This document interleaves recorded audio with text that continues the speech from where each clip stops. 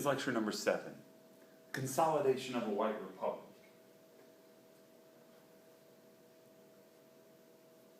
This lecture covers the time period after the War of 1812 up to 1840. And so that means you guys know what year the War of 1812 ended. It's not like I have to tell you, but I will. 1815 to 1840, all right? That's the years that this lecture covers. That's the time period. And what I mean by the consolidation of a white republic is that this is the time period where it becomes a strong majority viewpoint that this is a country for white people. That's the way they would most often put it to you. It's a white republic, a country for white people. Now, there's a minority of the country that strongly disagreed that that's what sort of country it was or what sort of country it should be. And so we'll spend quite a bit of time with, the people who disagree with this majority view. But that's what we're moving through here. And you can see part 1, part 2. There's a part 3 lurking down below, which wouldn't fit on our first slide here. So part 1 is titled The Costs of Expansion.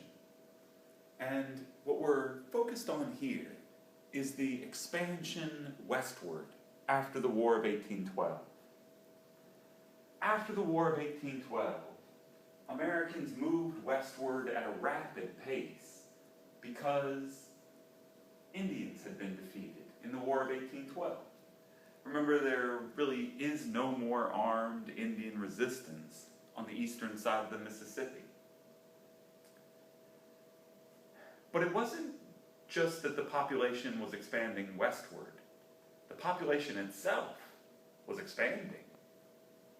This is population estimates going all the way back into the 1600s. But look what happened between 1780 and 1820. 1780 is basically like the end of the Revolution. At that point, 1780, there were just about 3 million people in the newly independent states. By 1820, there were almost 10 million.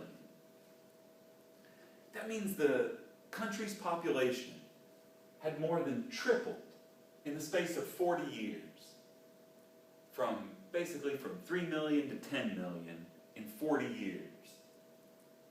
That is not normal. Most populations don't experience that rate of growth. The two biggest factors that account for this in the United States in this period are, number 2, the second most important, is immigration. The United States had immigrants. The United States had people who wanted to come to the United States. Most countries didn't have that. Most countries didn't have people trying to get in.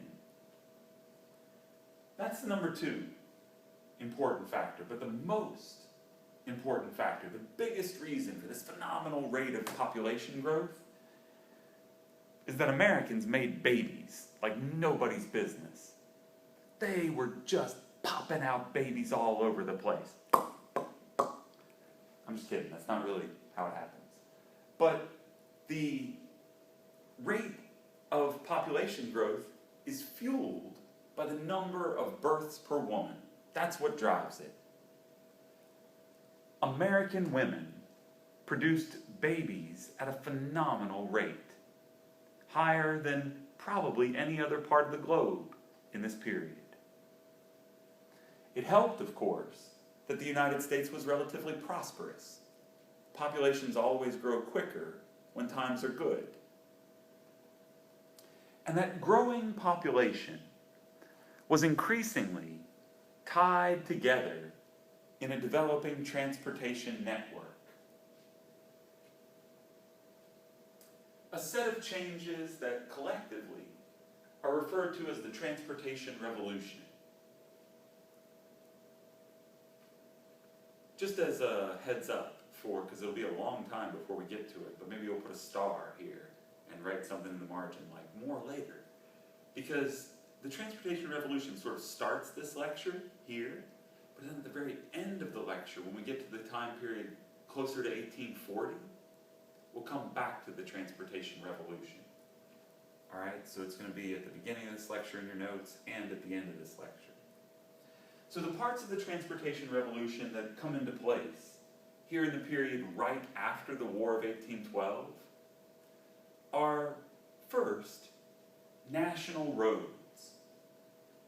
National roads. There's a national roads bill passed in 1816, right after the war. Before there were national roads, there were only state roads. And often there was a lack of coordination between states. So you might be on a nice road in one state, but get to the state line, and that nice, easily traveled road turns into a gnarly path through the woods. That's not good for trade. That's not good for the country's developing economy. And national roads aimed to fix that problem.